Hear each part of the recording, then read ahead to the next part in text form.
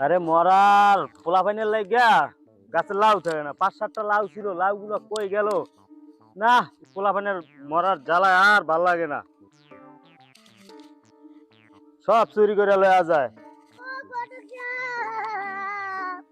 কি হয়েছে বাবা?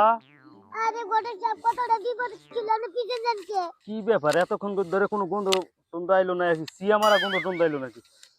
কি হলো ঘটক সাহেব আপনার আবার বন্ধ এই আমরা লাউ মামুনে পড়তে গেছে এরকম। আরে না, কি লাউ পড়ছে ওই যে দেখো, তাজা লাউ। তাজা লাউর কি পচা গন্ধ আছে?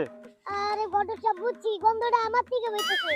হইছে কি ঘটক সাহেব, আমি 1 মাস যাবত গোসল করি না, তাই আমার বউ আমারে মনে করেন যে ঝাড়ুদা বাইরে বিচার কইছে আমারে নাকি ঘরে ঢুকতে দিব না। অন ঘটক সাহেব আপনি কোন আমি কি করতে পারি? আমি জিতে ঠেলায় পড়ে আইছি, তাও যে তোরে দেয়াই দিব আমি একটা বিয়া কইরা, যে হ্যাঁ আমার গন্ধ সহ্য করতে পারে। ঘটক সাহেব যেমনি হোক আপনার হাতে ধরি, মাঝখানের পায়ে কি পায়ে ধরি, আপনি আমার একটা বিয়া এবার করান। তোমারে আমি জীবনে বিয়া করাইতে পারবো না। এডি কি কোন আপনি?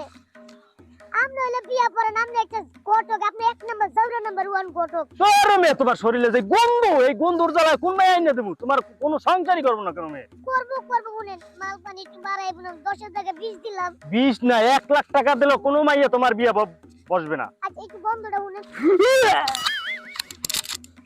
ওই ঘটক সাহেব, ঘটক সাহেব, হ্যাঁ কি হইলো?